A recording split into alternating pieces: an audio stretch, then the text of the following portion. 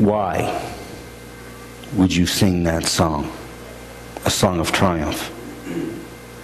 Why would a new song spring to your mind when every bone in your body seems to be hurting?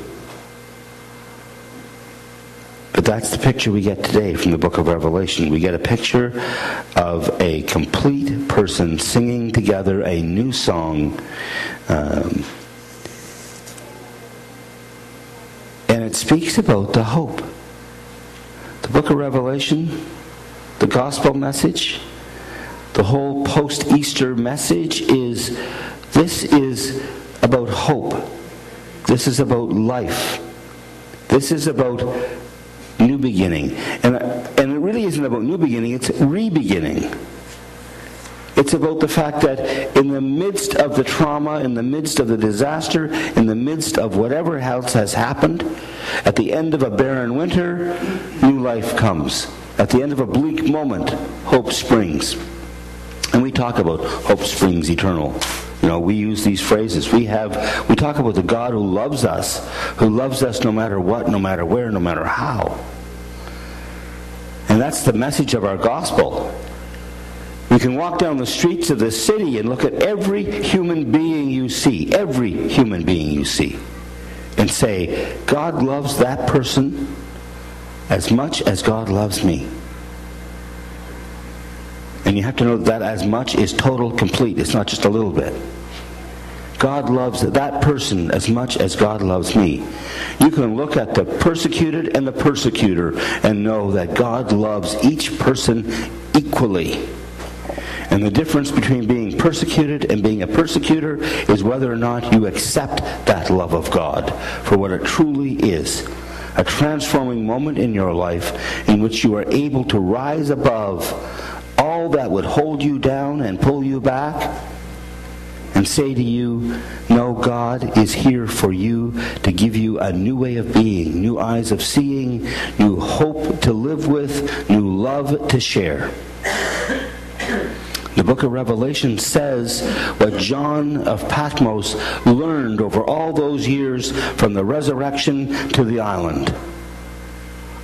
And it took him a while to put together the message that what he learned walking the dusty roads of Galilee with a young carpenter was that no matter what happens, even when your best friend, mentor, teacher is snatched from your grasp, taken away and cruelly crucified on a cross, and your life is dashed and you go in another direction, you are still never separated from the love of God.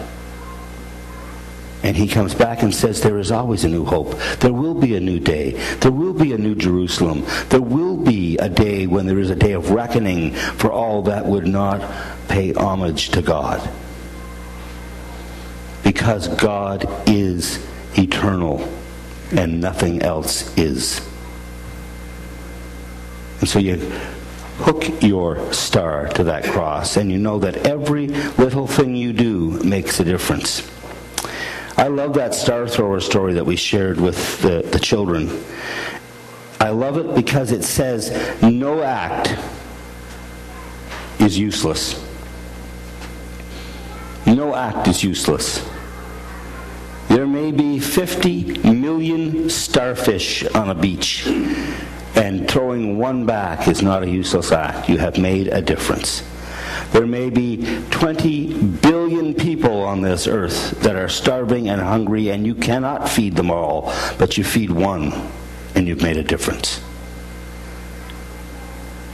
And history is filled with people whose lives have had a small difference made to it, that they've turned around and made a magnificent difference to other people's lives.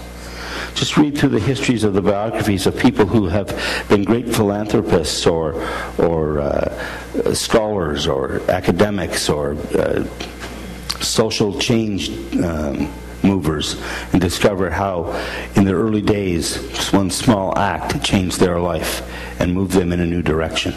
Look at your own life and realize how along the way one act of love, one act of generosity in a bleak moment by someone has transformed your being into who you are today. John of Patmos knew that, and he said, there's always a new song. There's always a new way. Jesus gathered by the shore of the Sea of Galilee with broken fishermen who had been exuberant disciples days before. Transformed them back into faithful people. What did he do that morning? In the light of the campfire? Who remembers the story? What did he do? Fish and loaves. They shared them. And all through the teachings of Jesus, we have these wonderful stories of 5 fish and 2 loaves. Jesus meeting the crowds and the 5,000. Jesus sitting with his disciples in the upper room, breaking some bread and tearing apart some fish and raising a glass and saying what says on the front of that table, do this in remembrance of me.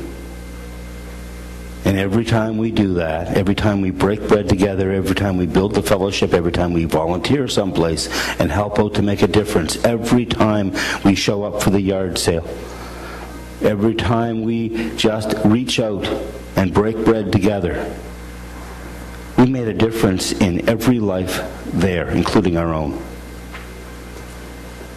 It is a new song. Our faith is our song. If there's a song that should be on your iPod or sort of running through your head as a mantra all the time, it is the song of faith.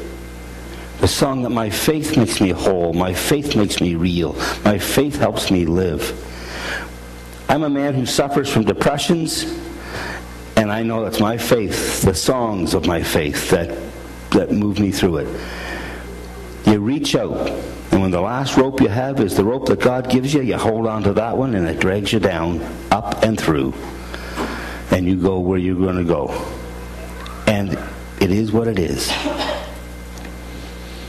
We live a life that has been shown to us by the great people of the Bible tradition that there is a way to know God.